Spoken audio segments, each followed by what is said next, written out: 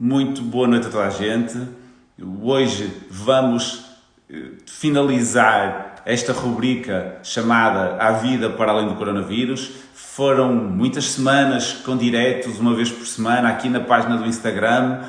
O objetivo foi sempre falar sobre aspectos do dia-a-dia das crianças para além do coronavírus. Sem dúvida que esta infecção é importante, mas há muitos outros aspectos que são tão ou mais importantes. E, portanto, hoje vamos terminar estas semanas de diretos e o convidado é muito especial. Vamos fechar com chave de ouro, vamos fechar com o professor Carlos Neto, penso que todos conhecerão, é professor catedrático na Faculdade de Motricidade Humana, é um defensor acérrimo dos direitos das crianças, é um orador fantástico e, portanto, é um privilégio para mim poder contar com a presença dele. Eu penso que ele já está aqui, vou só adicioná-lo e já continuamos a conversa.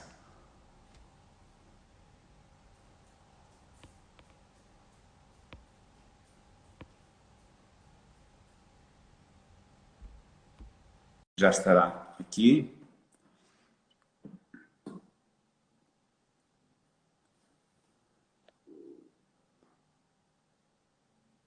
Estamos só à espera que haja a ligação. Hoje o tema é um tema muito interessante, um tema que se calhar devia ser mais vezes discutido e que não é valorizado de forma adequada, que é... olá professor. Está-me a ouvir, professor? Estamos com problemas de ligação. Professor, penso que está com pouca internet. Agora sim, agora sim. Muito boa noite. Está parado.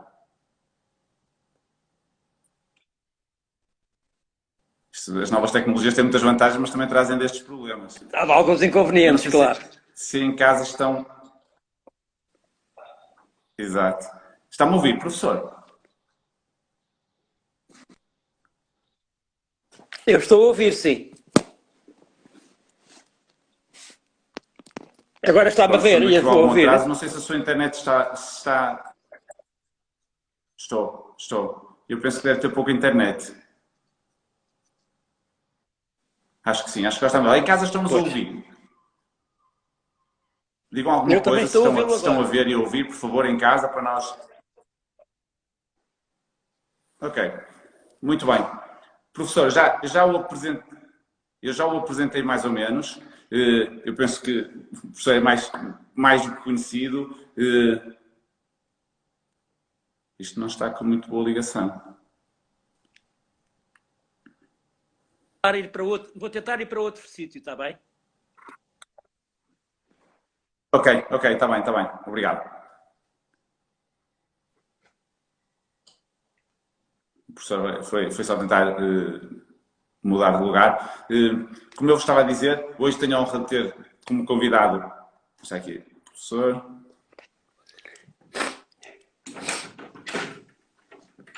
Vamos ver se conseguimos. Vou para outro sítio da casa. Muito bem, estamos a fazer aqui uma visita guiada à sua casa, muito bem. É porque no meu quarto não tenho net. Então deve ser... Já vamos desvendar o tema, já está aqui gente a perguntar o tema, já vamos desvendar, só um bocadinho. Eu acho que agora já vamos ter possibilidades. E eu acho que agora sim, parece melhor. Está? Está-me a ver e ouvir bem, professor? Agora vou só perfeito. Ligar. Sim, perfeito. Vou só aqui ligar uma luz. Uma luz. Eu peço desculpa, mas às vezes aqui a net vai abaixo. Sim, perfeito. Olha, agora está impecável. Eu já tinha dito... Só para aqui um bocadinho. Agora já estamos em condições. Ok, perfeito. Já tenho isto ligado. Muito obrigado pela sua presença, professor. É um orgulho para mim poder contar com a sua participação aqui neste direto, com a sua participação no site Pediatria para Todos. Eu penso que todas as pessoas que nos estão a ver já o conhecem. O professor Carlos Neto é uma figura marcante da sociedade portuguesa no que diz respeito às crianças. Tem um papel muito ativo e proativo na defesa do verdadeiro interesse das crianças, que às vezes fica esquecido, e hoje vamos abordar, se calhar, isso um bocadinho. É professor catedrático na Faculdade de Motricidade Humana, em Lisboa, e, portanto, é mesmo um orgulho, e acho que estamos a fechar com chave de ouro esta rubrica À Vida para Além do Coronavírus. Não podia estar mais satisfeito com o tema escolhido para hoje, que foi sugestão do professor, e que, para quem estava a perguntar em casa, nós hoje vamos falar de algo que não se fala muito, mas que é fundamental, que é a autonomia motora dos bebés e das crianças. É assim, não é, professor? Exatamente. Em primeiro lugar, boa noite ao Hugo. Queria felicitá-lo pelo seu recente livro, que é espetacular. Muito obrigado. Está de parabéns. E também agradecer este convite para estar aqui presente hoje para falar num tema que me é muito caro e que, de algum modo, na disciplina de desenvolvimento motor na minha faculdade, eu dou há 45 anos. Espetáculo. E, portanto, fui sempre... Que sorte dos seus alunos, vou-lhe dizer. Que sorte dos seus fui alunos. sempre um apaixonado por estudar o desenvolvimento motor, principalmente na infância.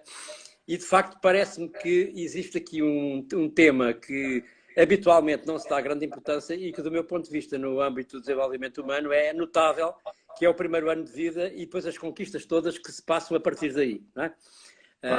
E, portanto, essa questão do desenvolvimento motor nas primeiras idades é algo que merece uma reflexão mais aprofundada do ponto de vista não só das aquisições, mas do que elas significam, quer de um ponto de vista biológico, quer de um ponto de vista antropológico, isto é, de um ponto de vista ancestral.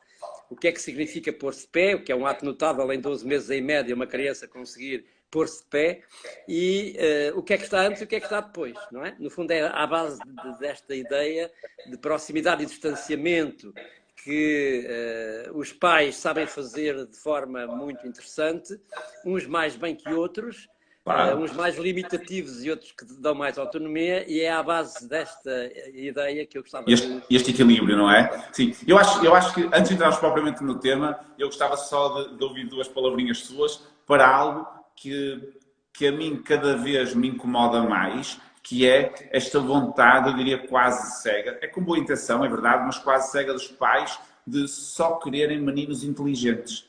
Inteligentes que não é inteligente no sentido muito global, é inteligente só no sentido académico. Exato. E isto não vai nada ao encontro do nosso desenvolvimento global, daquilo que nós defendemos, que é um desenvolvimento harmonioso. E a parte motora Exato. fica muitas vezes coxa, não é?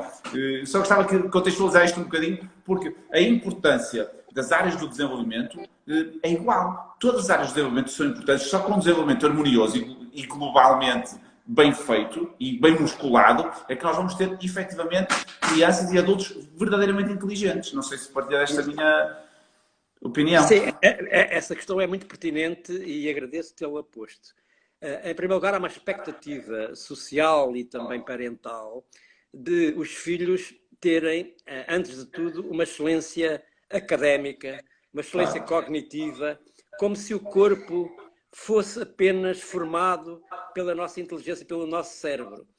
De facto, o corpo é só um e interessa compreender que, num ponto de vista do desenvolvimento, a primeira etapa é muito dependente de fatores biológicos, não é? E, para além disso, o desenvolvimento motor desempenha aqui um papel absolutamente essencial em todas as outras dimensões, quer de um ponto de vista do desenvolvimento emocional, quer no âmbito do desenvolvimento social, mas também do desenvolvimento cognitivo. Claro. É claro que essa maturidade cognitiva, só no final do primeiro ano é que tem alguns ganhos substanciais, mas primeiro as crianças têm que ter um bom desempenho motor e um envolvimento que os ajude, de facto, a crescer de forma saudável, com múltiplas etapas nesse processo e, obviamente, que à medida que a criança vai conseguindo autonomia motora, vai também aparecendo a linguagem, vai aparecendo uma comunicação cada vez mais estruturada. A linguagem tem um componente motor muito grande. Evidentemente. As crianças, eu costumo dizer, aprender a ler é, em primeiro lugar, compreender o corpo em movimento numa perspectiva do espaço topológico. Quer dizer que as crianças têm que absorver essas affordances. Affordances não é uma palavra complicada, mas no fundo é aquilo que o ambiente fornece ao animal, não é? Significa que quanto mais affordances positivas esse bebé tiver no seu desenvolvimento, mais capacidade de obter informação sensorial, perceptiva e também motora, e alargar os seus horizontes por um repertório motor que seja o mais rico possível. E que, portanto, significa que as crianças não podem ser... claro que a criança, quando nasce, ela vem sem nada ao mundo, não é? Vem nua, nasce por um orifício, assim como nós, quando morremos, também saímos por um orifício, segundo se julga, não é? Portanto, significa que elas vêm ao mundo e vêm com uma capacidade enorme de milhões de anos de existência que nos seus genes têm esse reporte, não é, dessa experiência acumulada. E quando nascem, a primeira tentativa que fazem, e ninguém lhes ensina a fazer isso, é pôr-se de pé. E é notável como é que em 12 meses, em média, uma criança se consegue pôr de pé, passando por diferentes fases críticas de desenvolvimento motor, não é? Como é o facto de terem que passar numa primeira... A gente faz uma espécie de... Eu não sou muito apologista da teoria da recapitulação, mas eles fazem, na ontogénese, uma recapitulação da filogénese, não é? O que significa que eles passam pela fase do peixe, do mamífero, do réptil, depois do antropóide e até chegar ao Homo sapiens, não é? No fundo, eles vão fazer uma espécie de revisão de milhões de anos de desenvolvimento, não é? Onde, de facto, há uma fase fundamental que é a passagem de cúbito dorsal para de cúbito ventral, quando se começa a capaz de enrolar, depois a reptação baixa e depois a reptação mais alta. O gatinhar é uma conquista fantástica, em que a coluna está num plano horizontal, mas o objetivo nessa fase reptiliana é levantar a cabeça, ganhar tonicidade ao nível muscular, ao nível dos músculos do pescoço e também da coluna. Nós somos um vertebrado que temos uma coluna que divide o corpo em duas partes iguais. Somos o único animal que consegue uma extensão completa dos membros superiores e inferiores. E temos a cabeça na parte de cima e os pés na parte de baixo. Os pés têm uma missão antropológica fundamental, que é andar. E quando chega à fase sentado, em média, por volta dos 6 meses, quando ela já consegue suportar o corpo, porque, de facto, o grande inimigo de um bebê é a gravidade, não é?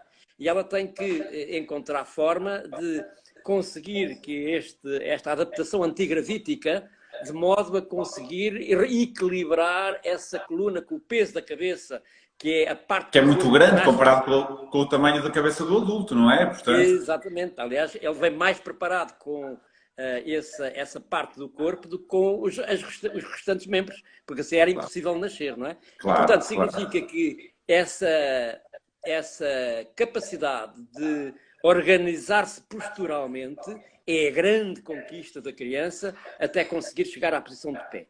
É óbvio que nesta fase, as crianças têm uma dependência muito grande do ponto de vista de afeto, de proximidade, de alimento e, acima de tudo, também de uma comunicação verbal que é absolutamente essencial entre o adulto e o bebê. Claro. Deixa-me só colocar aqui uma ideia, não sei se partilhar esta ideia ou não. Há quem defenda que a gestação humana deveria durar 21 meses em vez de 9. E isto porque, ao fim de um ano, a cria humana está com as habilidades, digamos assim, semelhantes às crias dos outros animais quando nascem. Sim, portanto, há animais que nascem e têm uma adaptação de imediato ao seu mundo natural. É isso. O ser humano não tem possibilidade de ir para além dos 9 meses. Nós nascemos muito mais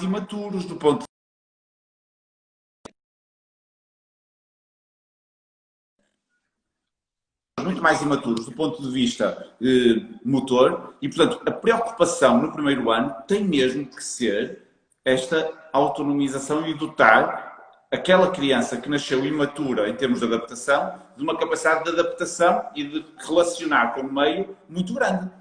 Exato. Mas é óbvio que para além dos 9 meses era impossível, porque o espaço existente é muito reduzido. Temos muitas mães a deitar as mãos à cabeça e dizer mais de 9 meses, não, por favor. Não pode ser, isso é impossível. Mas daí a importância que nós temos que dar, nós pais, e nós profissionais de saúde e de educação, a importância que temos que dar é essa adaptação ao meio exterior, não é? Exatamente. E, portanto, eu estava aqui a fazer um raciocínio que era: a criança precisa, de facto, de afeto, de alimento, de amor, também, obviamente, de proteção, mas é óbvio que à medida que vai evoluindo e conseguindo progressivamente, com um primeiro ano extremamente longo, mas com um conjunto de grandes aquisições motoras, não é? Até chegar à posição de pé, e é interessante verificar que esse grau de proximidade existe com grande intensidade entre pai e mãe e filho, e normalmente a criança é muito acarinhada, muito protegida, mas quando chega à posição de pé e tem condições de ter a sua autonomia e dar o primeiro passo, começa o inferno e a tragédia. Isto é, começa uma verbalização redutora e também, poderíamos dizer, limitativa à criança poder descobrir o mundo que está à sua volta, porque aparece o medo e aparece também a superproteção. O que é que significa isto? Significa que educar é distanciar. Primeiro ponto fundamental. Os pais necessitam de ir aprendendo a dar distância ao seu bebê para que ele possa conquistar o mundo que o rodeia. E ele tem todos os dispositivos internos para o fazer. Porque ninguém ensina uma criança a correr, ninguém ensina uma criança a sentar-se, são aquisições filogenéticas, não é? E significa isto, que tem que criar ambientes, contextos que sejam suficientemente fortes do ponto de vista de estimulação, para que as crianças possam ser capazes, pela sua disponibilidade interior, de trazerem mecanismos ancestrais de autoadaptação, de autodeterminação, para conseguirem fazer esse processo por si mesmos, no sentido de garantir, obviamente, a sua autonomia. É claro que há casos de crianças que nascem com problemas genéticos ou adquiridos, ou possam ter alguns acidentes, ou ambientes culturais que não são favoráveis a esse desenvolvimento motor. Mas é muito interessante ir buscar aqui algumas ideias na parte do desenvolvimento motor. Em primeiro lugar, a quantidade de reflexos com que nós nascemos, não é? Sim. E do ponto de vista do desenvolvimento motor, existem alguns reflexos que são absolutamente extraordinários. Em primeiro lugar, o reflexo de endireitamento do tronco, não é? Porque, obviamente, há uma dimensão de oposição, porque nós temos dois lados, e esses dois lados têm que ser coordenados, não é? Isso é a parte mais difícil da organização postural, portanto, da criança. Depois, o reflexo do andar, o reflexo do grasping, portanto, da manipulação. Também o reflexo de Moro, que é absolutamente essencial, não é? Existem 50 e tal reflexos, não é? Mas os reflexos de natureza motora são aqueles que são essenciais. O andar, o agarrar e também a capacidade de coordenar o lado direito e o lado esquerdo em relação a esse desenvolvimento postural. E depois, obviamente, a estimulação toda que é feita de um ponto de vista visual, de um ponto de vista auditivo, tátil e kinestésico. Porque essa cultura tátil é fundamental nas primeiras idades. E por isso deve haver um conjunto de envolvimentos em casa ou na creche, de modo a que os bebés possam, de facto, ter condições de serem estimulados. E aqui até há muitas polémicas entre o decúbito ventral e o decúbito dorsal. O decúbito ventral e o dorsal, porque, se por um lado é importante ele ser capaz de ter uma tonicidade para levantar a cabeça, por outro lado, também é necessário ele ter a possibilidade de visualizar objetos que estão na sua periferia visual. Mas eu diria que no primeiro ano é preciso analisar com algum detalhe aquilo que se chama estereotipias rítmicas, não é? Que são movimentos desordenados do movimento dos braços e das pernas, não é? E do tronco, que não se sabe exatamente qual é a finalidade. Há muitos estudos feitos, mas ainda não se sabe exatamente qual é. E há muitas teorias, sobre isso. À volta Como os bebés não falam, vamos ficar nas teorias, não é? Exato, mas o propósito parece ser que essas estereotipias rítmicas são uma espécie de maturação neuromuscular que permitem o desenvolvimento posterior de padrões motores básicos, quer a locomoção, quer a manipulação, quer o ajustamento postural. Portanto, há muitos estudos que delimitam esta ideia de que o desaparecimento progressivo dessas estereotipias rítmicas dão lugar a movimentos voluntários. Quer dizer que muitos desses reflexos tornam-se conscientes e, portanto, dão origem a movimentos voluntários, o que significa que é, de facto, perfeito. Claro. Deixa-me só esclarecer uma coisa.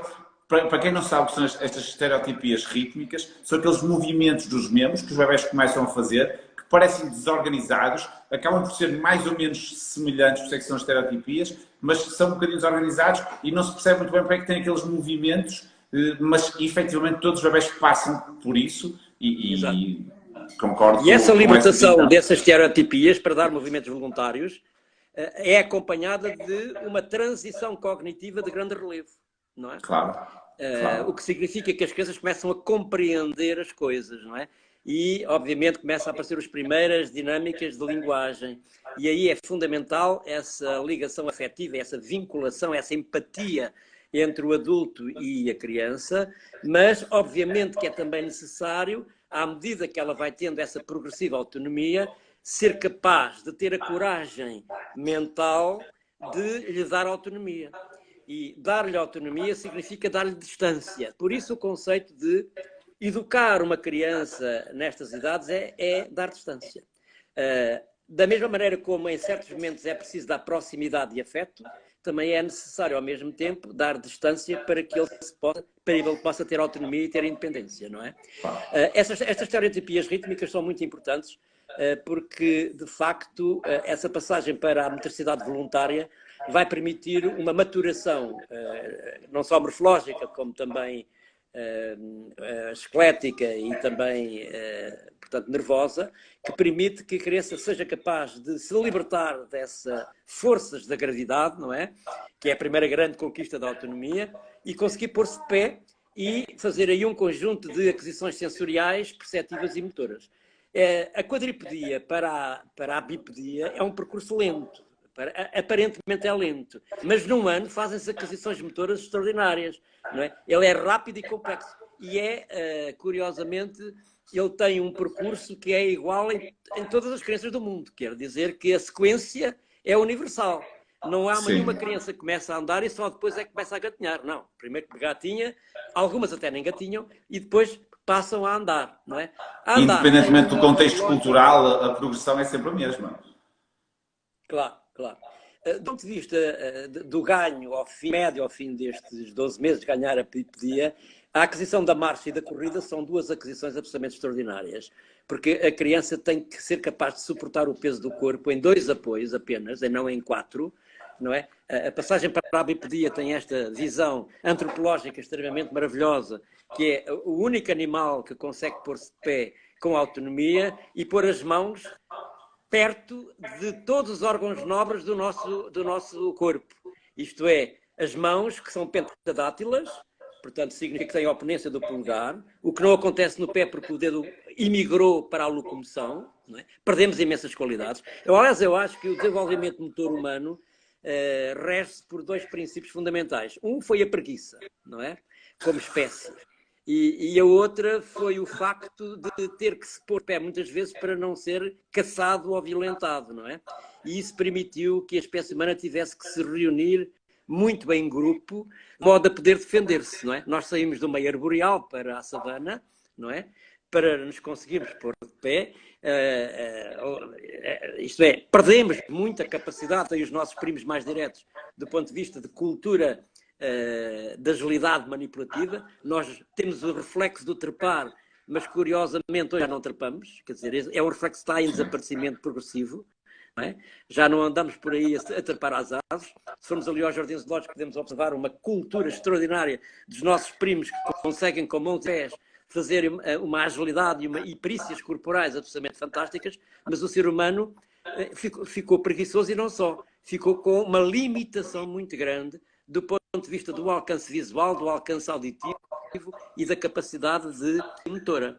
E é esta ideia que, ao longo de milhões de anos, levou a que nós tivéssemos a possibilidade de sermos homens sapiens, isso é, de termos um terceiro cérebro que permitiu o desenvolvimento da inteligência abstrata, isto é, o neocórtex, que significa que somos o único animal que tem testa, por isso é que contesta, não é? Significa que tem capacidade de ler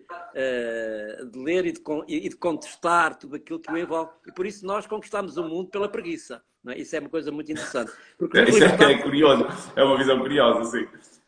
E se o que reparar, todos os dispositivos fundamentais estão à frente do corpo. A visão, a audição, a boca, as mãos, a manipulação dos objetos que permitiram o desenvolvimento da inteligência, os órgãos sexuais, que ficaram mais indefesos passando da posição, portanto, quadrúpede para a posição bípede, ficaram mais expostos, mas curiosamente também ao mesmo tempo nós tivemos um problema sério com problemas de coluna, porque tivemos que pôr a coluna com duas grandes curvaturas, uma lombar e outra cervical, e hoje uma das maiores doenças do sexo são as dores de coluna, não é? São os problemas de coluna, exatamente porque são as fragilidades da evolução que ficam connosco, como é óbvio. E, portanto, significa que os pais devem libertar as crianças para se movimentar o mais possível, para fazerem as experiências alargadas do ponto de vista locomotor e do ponto de vista manipulativo, para organizarem-se posturalmente, mas também para desenvolverem a inteligência e a linguagem, que é absolutamente essencial, e a socialização. Nós somos animais sociáveis. E existe aqui duas coisas curiosas. Nós temos bebés para vários tipos. Há várias etiquetas para os vários bebés. Há bebés lentos, há bebés rápidos, há bebés inteligentes, há bebés menos inteligentes, há bebés astutos, há bebés que fintam muito bem o seu envolvimento. Há bebés para todos os gostos. Mas eu gosto particularmente daqueles que são extremamente ativos. Porque esses manifestam aqueles que eram os caçadores, não é? Na idade primitiva havia aqueles que iam caçar e aqueles que ficavam na comunidade, a defender a comunidade. Ora, nós ainda hoje temos bebés que são caçadores, coletores, que vão à caça e por isso são normalmente considerados hiperativos, e temos aquelas crianças que ficam na comunidade que são os totós, não é? Que são aqueles mais sossegadinhos, mais parados, etc. E portanto isto é muito interessante analisar isto de um ponto de vista antropológico, não é? Que são 5 milhões de anos de experiência e apenas 0,001 com crianças ou com bebés nascidos nas cidades, não é? E provavelmente na idade digital não sabemos bem, mas de facto nós respeitamos muito pouco estes 5 milhões de anos de evolução. E isso é reposto na evolução motora do bebê, não é? Até atingir a sua maturidade plena por volta dos 8 anos, é que os movimentos básicos... Ui, perdemos o professor. Professor, está-me a ouvir? Está? Já está outra vez. Sim. Espera aí. Está-me a ouvir, professor? Professor, está-me a ouvir? Está sem som. Professor, tirou o som. Está-me a ouvir? Está-me a ouvir, professor? Vou desligá-lo e vou voltar a...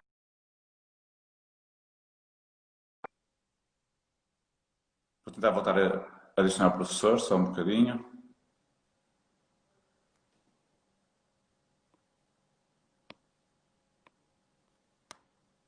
Vamos tentar ligar o professor outra vez. Não sei se em casa estão a ouvir direito. Eu penso que o problema não será. Digam-me só se estão a ver, por favor. Está, professor? Está a ouvir? Estou. Eu deixei de ouvir, portanto, te retirei e voltei a ligar. Ok. Eu estava a falar, julgo eu, Estava a falar da perspectiva dos bebés mais curiosos, mais irrequietos, que são os caçadores, e que nós andamos... Exato. Os outros são mais mansos, mais quietos. Mas é engraçado que todos os pais querem que os filhos se desenvolvam, fiquem mais, comecem a andar, comecem a explorar, mas a primeira coisa que se diz a uma criança quando começa a correr é não corras, é não mexas, está quieto. Exatamente, Hugo. É isso que eu costumo chamar que é o terrorismo do não. Pois. Quando o corpo está em movimento do bebê. Quando as crianças começam a dar os primeiros passos. E aí, de facto, há um discurso muito negativo. Há uma inversão, não é? Enquanto havia proteção e carinho, a partir daí começa a haver restrição. E essas atividades são muito vistas pelos pais como perigosas. Sim, com bom fundo, com boa intenção, mas claro, os pais querem tudo bom para os filhos. Claro, os pais querem tudo bom para os claro, filhos. não há dúvidas em relação a isso. Agora, de facto, os pais têm que ser capazes de se desconstruírem esses medos, de modo a darem autonomia, porque as crianças têm todos os mecanismos internos para conseguir resolver os seus problemas. Para se pôr de pé, tem que se cair muita vez.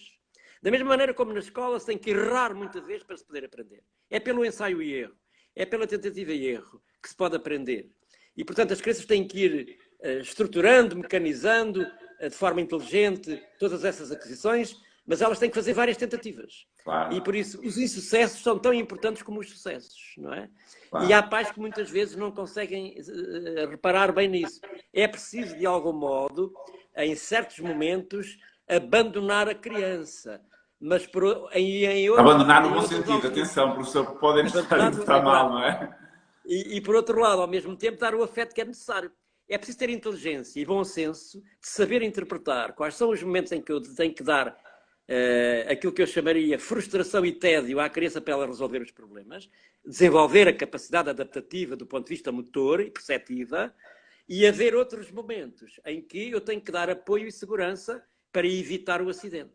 Ora, a gente sabe que, do ponto de vista do desenvolvimento motor, as crianças que não se confrontam com o risco não vão ter segurança. A maior parte dos acidentes que as crianças têm são aquelas que são menos experientes. Nós fizemos agora um estudo muito recente na Faculdade de Sociedade Humana sobre a questão do precipício, não é? Que é um estudo clássico, não é? E é curioso verificar, é numa tina d'água e as crianças aproximam-se a gatinhar e algumas vão de cabeça para a água, não têm qualquer mecanismo de proteção. E há outras que conseguem, de facto, ter uma capacidade de perceber o risco, de ter percepção do risco. E qual foi a conclusão que chegámos, e que ainda estamos a continuar essa investigação, é que as crianças que têm mais experiência de gatinhar são aquelas que melhor têm a percepção do risco. Isso é muito interessante. E principalmente ligado a pais que dão mais autonomia, portanto, aos filhos, e são menos pais helicóptero, pais galinhas, não é? E é preciso, no entanto, fazer aqui uma reflexão, de facto, de que como é que os pais podem ser inteligentes em serem capazes de perceber os momentos em que têm que dar liberdade de ação, liberdade de movimento para as crianças terem espaço para se organizarem, para cometerem erros e, ao mesmo tempo, em outras situações, estarem com uma supervisão distante, mas atenta, claro, de modo a, quando for necessário, poderem intervir e proteger a criança. Haver um risco controlado, uma supervisão, mas não uma intervenção, não é? Exato, Nem sempre é preciso intervir. E essa mensagem é curiosa, porque é fácil nós passarmos a mensagem de que devemos proteger estando presentes. É difícil explicar ou passar a mensagem de forma clara de que nós, quando estamos a dar liberdade com risco controlado, estamos a proteger também, não para o imediato, mas para o futuro. E exato, proteger para situações que se calhar são até potencialmente muito mais graves e com muito mais risco. Portanto, se nós dotarmos as nossas crianças, os nossos bebés, estamos a falar de bebés até, não é? Sim, sim, de uma capacidade de lidar com a adversidade e com o risco, elas vão ser muito mais competentes e muito mais capazes de, em situações futuras, conseguir resolver, não estando sempre dependentes da decisão de terceiros. Agora, eu percebo que seja difícil às vezes para os pais, por isso é que eu adorei quando me propôs este tema, porque isto é mesmo importante. Os pais, na sua boa vontade de proteger, muitas vezes estão a fazer mais mal do que bem. Concorda comigo? Exato. Concordo inteiramente, inteiramente. E é necessário que os pais, muitas vezes, tenham um estilo de comunicação parental que muitas vezes está relacionado também com a sua infância, não é? Claro. A intranquilidade com que os pais estão perante os filhos é facilmente comunicada. Pais intranquilos criam crianças intranquilas, não é? Claro. Pais seguros criam crianças seguras. Por isso é que é necessário também fazer aqui uma educação dos pais na educação motora dos filhos, não é só na educação intelectual, ou na educação mental, ou na educação cognitiva. A sociedade tem hoje uma percepção de que os bebés têm que nascer e desenvolver-se à pressa. Isso é outro problema sério. As crianças têm que ter tempo, têm que ter o seu ritmo. Hoje as crianças não podem crescer à pressa, porque de facto elas têm um nível de maturação, têm períodos críticos, têm janelas de oportunidades que têm que ser respeitadas. E a maturidade é biológica, precisa de tempo. A fruta precisa de tempo para amadurecer. Não é? E há uma espécie de especialização precoce que se pretende fazer com as crianças, que em vez de as estar a libertar, só as estão ainda a atrasar mais e a criar problemas. Portanto, eu diria que aqui tem que haver uma certa bom senso no que diz respeito à relação parental, em como é que se olha para o corpo em movimento, não é? E para a capacidade de aprendizagem em relação ao envolvimento que o rodeia, através de objetos, através das pequenas ações que são necessárias para a alimentação, a autonomia do comer, a autonomia de lavar os dentes, a autonomia de se lavar, quer dizer, tudo isso são tarefas. De tirar a roupa. Tirar a roupa. Eu tenho crianças, eu trabalho há 47 anos com crianças dos 3 até aos 12 anos. Eu tenho crianças com 5 anos que não sabem saltar a pé coxinho. Eu tenho crianças com 6 anos que não sabem tirar os sapatos ou atar os sapatos. Com 6 anos que não sabem despir o casaco. Crianças que não sabem saltar à corda quando têm 6, 7 anos de idade. Porquê? Porque foram crianças muito super protegidas. Foram crianças em que os pais fizeram tudo. Tudo na hora e tudo pronto. Não deram tempo para as crianças, por elas mesmas, se adaptarem de um ponto de vista motor, de um ponto de vista emocional, de um ponto de vista social e cognitivo. Este conceito também é muito importante, porque se a criança não experienciar por si própria todas estas pequeninas tarefas que às vezes parecem coisas simples, mas que são complexas, de um ponto de vista de coordenação motora fina ou coordenação motora grosseira, nós estamos a cometer um disparate, porque estamos a fazer as coisas por elas, às vezes em função também do nosso tempo e da gestão do nosso tempo, porque queremos que seja tudo rápido. É mais a gestão do tempo, às vezes não é falta de tempo, é a gestão do tempo. É a gestão do tempo, porque os pais andam a viver muito à pressa, não é? E quando saem de manhã de casa ou quando vão buscar as crianças à escola, tudo tem que ser na sua lógica e não na lógica das crianças, não é? E, portanto, há aqui uma contradição, um paradoxo, que é eu respeitar o ritmo e perceber o que é uma criança e, ao mesmo tempo, ter a sensibilidade de perceber que muitas vezes as minhas ações estão em função das minhas necessidades e não das necessidades dos filhos, não é? E isso é trágico, muitas vezes. Eu tenho crianças que têm um repertório motor muito fraco, exatamente porque têm pais medrosos e pais muito superprotetores. Claro. E tenho também outras crianças que são exímias do ponto de vista da sua manifestação motora, do ponto de vista da organização postural, do ponto de vista manipulativo, locomotor, etc. E quando olho para os pais, faço uma correlação muito clara. Claro. Aliás, vejo os pais entrar no ginásio e já sei quem são os filhos. Isso é muito interessante perceber que há uma relação, portanto, muito interessante. É claro que quando a criança começa a andar, progressivamente a correr, e depois ter um correr mais maturo, por volta ali dos 6, 7 anos, esta fase que nós chamamos fase da exercitação física, não é? Que corresponde a 10% de toda a atividade que uma criança faz, não é? 10% são de atividade física, não é? Elas depois entram numa outra fase a partir da puberdade, em que essa energia motora vai decaindo pela adolescência fora, não é? E depois atenua-se na idade adulta, que é a idade mais parva da vida, não é? Porque temos de trabalhar, ter filhos, etc. E depois vem a fase da senescência, que é uma fase então aí de queda absoluta, mas também muito bonita, como é aquela que eu estou a passar, que tenho agora um neto, não é? Portanto, estou a rever a matéria dada. Muito bem. Onde se percebe, portanto, todo este processo. Mas é muito interessante também discutirmos um bocadinho este conceito do que são as energias das crianças.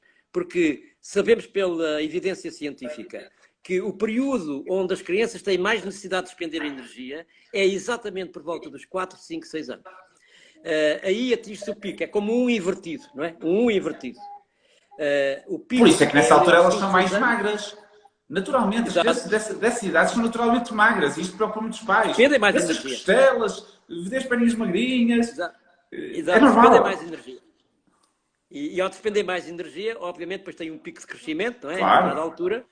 Mas é evidente que aqui é preciso que os pais percebam que essas energias são naturais. Essas energias fazem parte do desenvolvimento humano. Hoje há uma tendência para, de algum modo, tentar demonstrar que são energias problemáticas ou que se enquadram em síndromes hiperativos. Eu acho que se deve ter muito cuidado com isso. Tenho notado que nem todos os casos as crianças têm déficit de atenção e hiperatividade. Sim, há espaço para tudo, em muitos sim. casos, nós é que não estamos a ser capazes de tolerar as energias que são naturais. Eu, provavelmente, se me lembrar da minha infância, eu fui provavelmente um hiperativo, não é? Mas há 50 anos atrás, e nem se sonhava o que era uma criança hiperativa. Se foi um hiperativo, foi um bom hiperativo, professor. Exatamente. E, portanto, há bons hiperativos, obviamente. Claro que há o síndrome de déficit de atenção e hiperatividade e é preciso ser bem diagnosticado, não é? Como é lógico. Sim. Mas eu tenho casos de crianças que foram mal diagnosticadas. São energias naturais, não é? E tem que haver aqui alguma preocupação de perceber isso bem, não é? Agora, de facto, as crianças merecem que lhes seja respeitado o período de autonomia e de independência, não é? E não... Deixa-me lançar para aqui um aspecto que se calhar entra aí também dentro dessa ideia que está aqui a partilhar agora, que é o sujar-se. Muitos bebés têm que andar sempre imaculados, não se podem sujar. E as crianças não podem, que tem que ser, são quase peças de museu, porque não se podem sujar, não podem explorar a comida porque se vão sujar, não podem explorar a terra porque se vão sujar, não podem explorar o ambiente porque se vão sujar. O que é que acha sobre isso? Eu acho que o que está a dizer é, no fundo, relativamente direto àquilo que é uma criança imatura e totó, não é? Porque as crianças têm mesmo que se sujar, têm que andar à chuva. Hoje sabemos pela evidência científica também que as crianças têm que ser expostas ao ar livre, porque quando são expostas ao ar livre têm mais capacidade imunológica, mais vitamina D.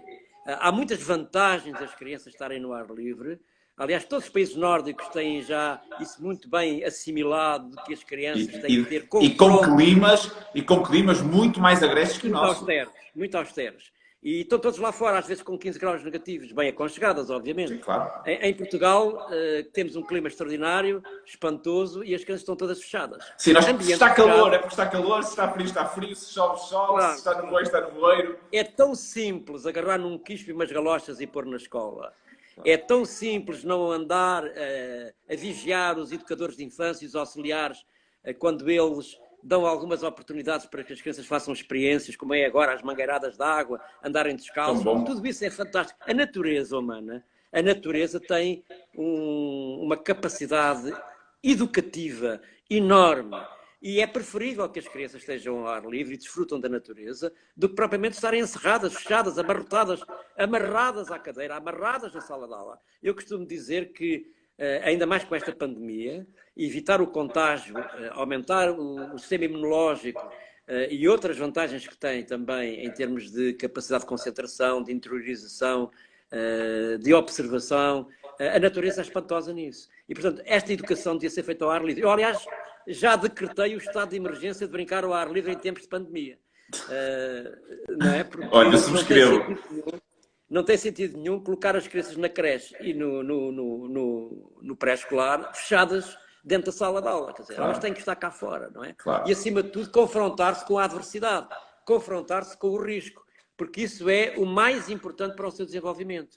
E isto acontece quando as crianças já estão a andar. Por volta de 1 ano e meio, 2 anos, é importante que elas mexam na areia, que mexam na água, que mexam nos materiais que são naturais. Pauzinhos, nas pedrinhas. Nas pedrinhas, tudo isso. Isso é essencial para o seu desenvolvimento.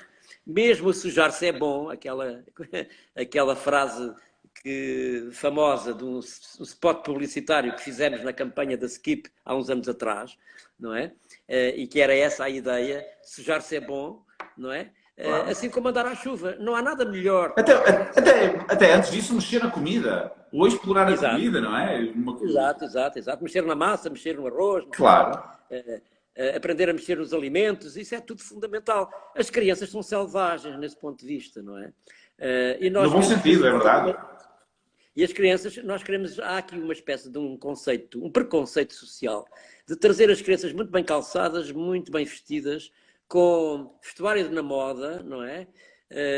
Quando nós sabemos que o problema do desenvolvimento motor e do desenvolvimento geral da criança não é propriamente ter problemas de andar à chuva, mas é o problema de ter uma roupa adequada, não é? Essa que é a questão. Agora, do ponto de vista motor, há uma espécie de uma desvalorização social dessa componente. Sim. Ainda recentemente, num inquérito que fizemos sobre os efeitos da pandemia em crianças até aos 12 anos de idade, verificámos que as crianças tiveram cerca de 80% do tempo em casa em atividades sedentárias. Pois. E principalmente face ao ecrã, não é? Ao ecrã lúdico, não é?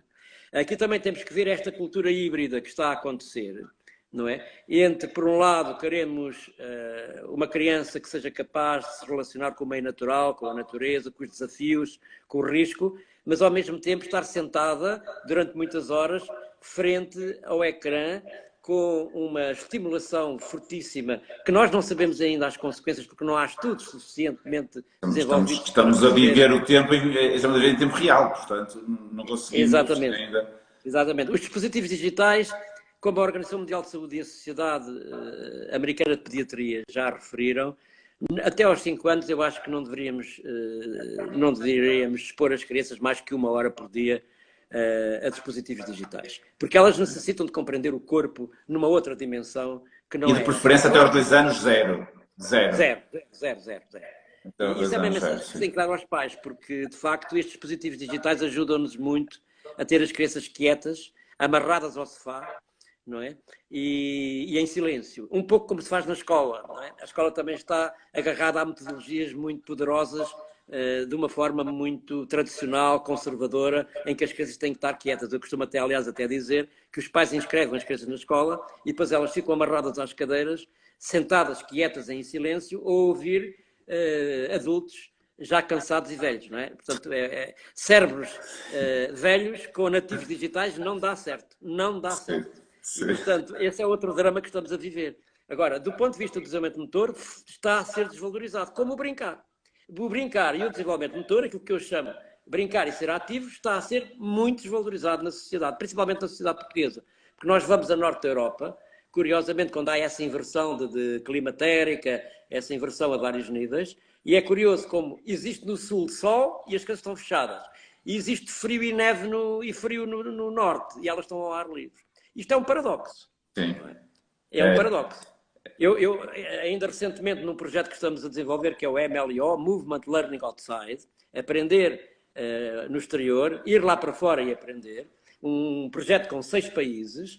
Nós andámos pela Noruega, andámos pela Suécia, andámos por vários países nórdicos, e é absolutamente extraordinário como aqueles bebés andam todos lá fora no meio da neve, estão nos carrinhos todos muito bem compostos, equipadinhos, com 15 graus negativos, com 15 graus negativos, isso só lhes faz bem à saúde.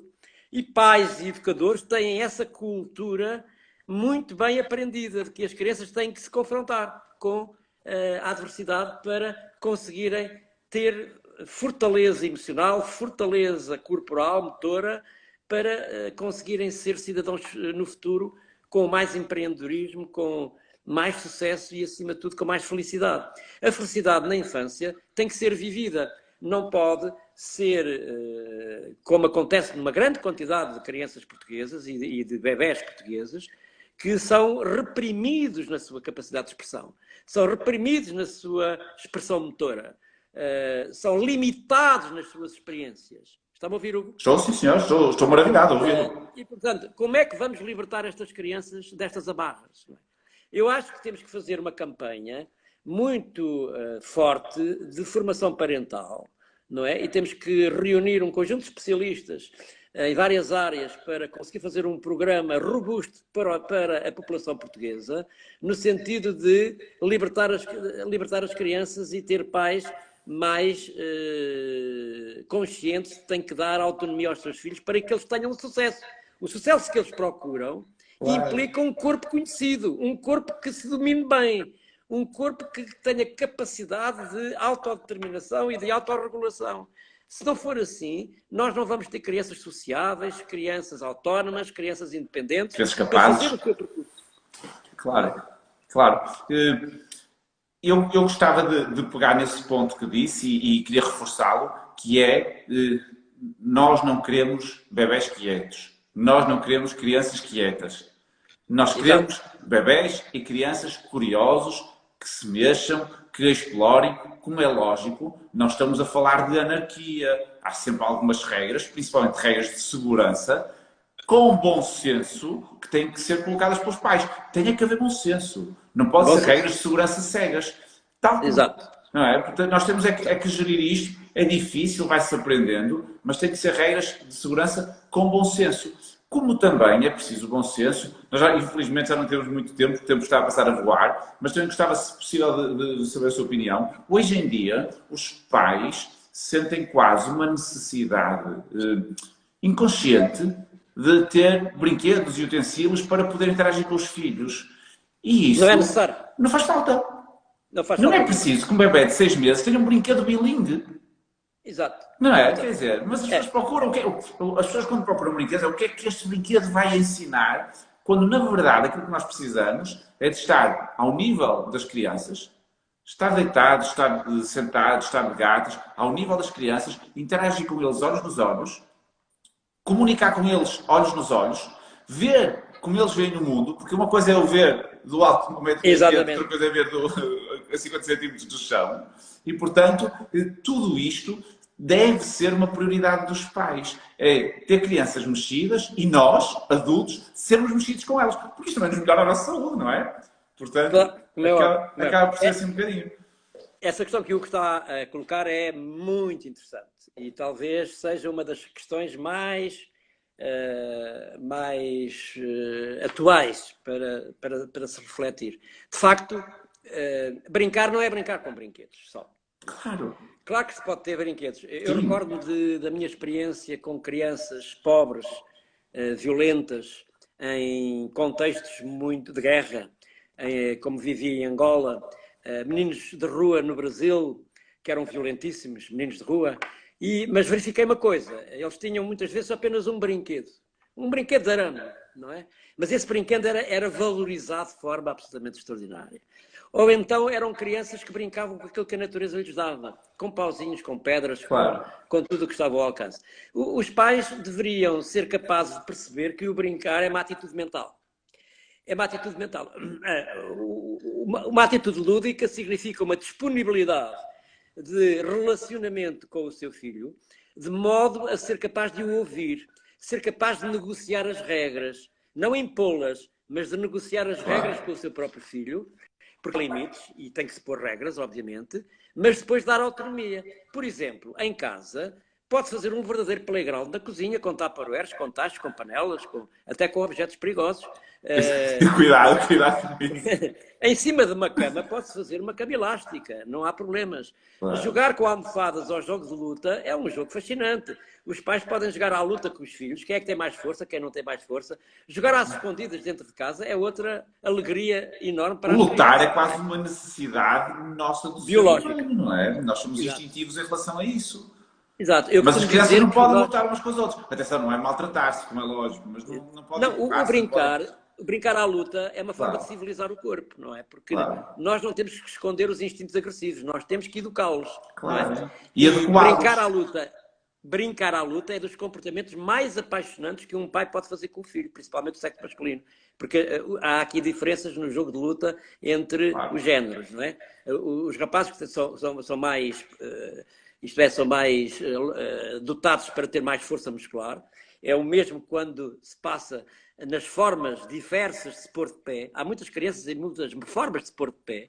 E, curiosamente, esses estilos, na maneira como as crianças se põem de pé, depende muito da força muscular dos membros inferiores, por exemplo. E há crianças que se põem de pé com uma técnica, há outros que se põem de outra, mas as crianças do sexo masculino normalmente têm uma técnica muito própria porque têm mais força muscular dos membros inferiores. Não é? Da mesma maneira como mais tarde, as crianças brincam às lutas com os pais.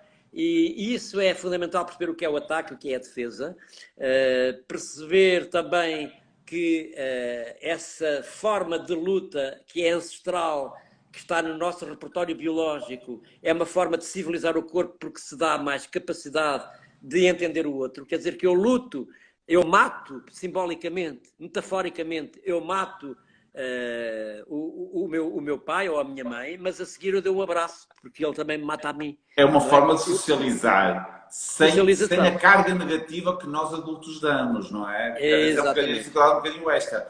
É que nós temos que ver pelos olhos da criança, não é com a nossa carga negativa, com as nossas experiências todas que temos para trás. Claro. Só para lhe dar um exemplo, hoje nas escolas do pré-escolar e do primeiro ciclo, proíbem-se este tipo de brincadeiras. A apanhada, o jogo das escondidas, o jogo dos polícias e ladrões, o toque e foge. Eu sei, a mosca, eu sei, saltar ao eixo. Exato. São brincadeiras naturais de todos os animais que nós também fazemos e que estão a ser proibidas porque se acha que isto é perigoso. Não é nada perigoso. As crianças, mesmo que possam machucar um pouco, isso não tem grande significado para elas. Eu costumo dizer, criança saudável é aquela que tem os joelhos esfolados. Hoje elas São têm marcas os de joelhos todos saúde. limpos. Negras nas pernas e joelhos esfolados são marcas de saúde. Quem me Exato, conhece sabe que é assim um que eu chamo. sintoma de saúde, não é? E as crianças hoje não têm nada disso. Porquê? Porque eu, por exemplo, faço um jogo com as minhas crianças, que é pô-los de costas, sentados, viram-se e depois começam a lutar. Há 40 anos atrás, elas lutavam de uma forma absolutamente fantástica e exímia. Hoje, o que acontece com as crianças do nosso tempo é que elas viram-se, olham uma para a outra e não têm capacidade de ação. Ficam a olhar uma para a outra. O que é que isto significa? Significa uma perda enormíssima de civilização. Isto implica uma análise profunda do que é que se está a passar na família, do que é que se está a passar na escola e na comunidade, porque as crianças não estão a ter experiências fundamentais do brincar ativo. Nem saem para o exterior para o ar livre, estão fechadas em casa e na escola muitas horas, não é? E significa que elas não estão a viver as experiências que seriam necessárias do confronto, da relação com o outro, da relação com o meio natural. E a socialização e o bem-estar emocional precisam exatamente disso, não é? Exatamente. O bem-estar emocional, a capacidade de nos socializarmos, nos relacionarmos, precisam deste tipo de experiências que, como falamos nas suas palavras no início, que muitas vezes vão ser insucessos. Porque até não seja corretamente. Mas é para. E esse é o paradoxo. E esse é o paradoxo. Claro. Nós sabemos que estas crianças que fazem este tipo de experiências têm mais sucesso académico. Claro.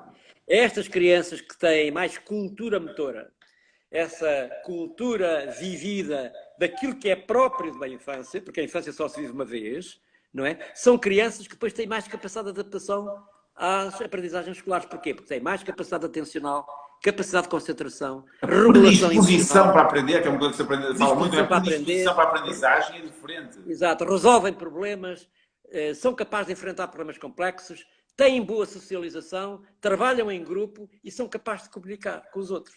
Porque andar na escola é aprender a viver com os outros, numa primeira fase. Claro. O João dos Santos, um grande mestre que tive, costumava dizer que as crianças até aos 6 anos aprendiam tudo. A partir daí, treinam o que já conhecem.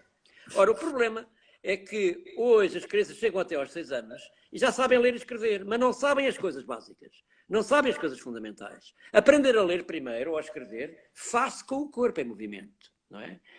Aprende-se a ler com o corpo, vivendo experiências do espaço topológico, não é? E a partir daí essas linguagens vão se enriquecendo numa evolução também intrasensorial e intersensorial, em que esses circuitos neurológicos vão ficando com uma plasticidade, claro, que são janelas vão amadurecendo, fundamentais, claro, para depois se poder aprender. Se nós restringimos muito essas experiências à criança, elas ficam muito limitadas. E depois, obviamente, que só podem aprender pela memória, não é? Que é o que a escola faz ainda. A repetição, não é? Que é a repetição, para a repetição. Claro. A repetição. Ora, o que a gente tem que criar são automatismos plásticos, inteligentes, e não automatismos rígidos. Porque se criamos automatismos rígidos, do ponto de vista motor, cognitivo, social e emocional, nós vamos ter cidadãos muito bem arrumados, muito bem estruturados, mas que depois não se confrontam com a realidade. Castrados na sua essência social. Não vão ter sucesso. Claro. Não vão ter sucesso. Claro. Não vão ter capacidade adaptativa. Não é? Professor, eu peço desculpa, só temos 1 minuto e meio, o Instagram corta-nos o fio. Isto passa muito rápido, havia aqui tantos temas para falar. É verdade. Havia aqui tantos temas interessantes para falar. Não sei se assim em meio minuto, quer só por assim alguma mensagem-chave? Em meio minutinho, professor, quer deixar assim alguma mensagem-chave? Meio minuto. Eu gostava de deixar 3 mensagens fundamentais. A primeira é saber gerir bem a proximidade e a distância na educação de uma criança. Esse é um aspecto fundamental. Em segundo lugar, valorizar de forma idêntica e igual o desenvolvimento cognitivo com o desenvolvimento motor.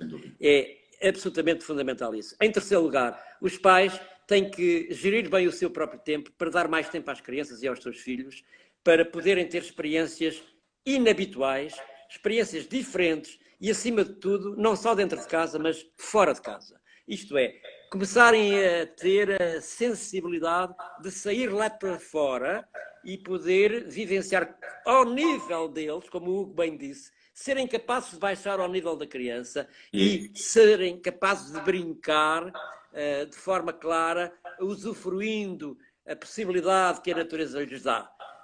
Professor, temos 20 segundos, desculpe que estamos mesmo a acabar. E dizer que essas são 3 regras de ouro. Foi um prazer enorme ouvi-lo. Acabamos muito bem esta rubrica A Vida para Além do Coronavírus. Professor Carlos Neto, foi um prazer ouvi-lo mesmo. Muito obrigado pela sua participação no site Pediatria para Todos. Muito obrigado a vocês.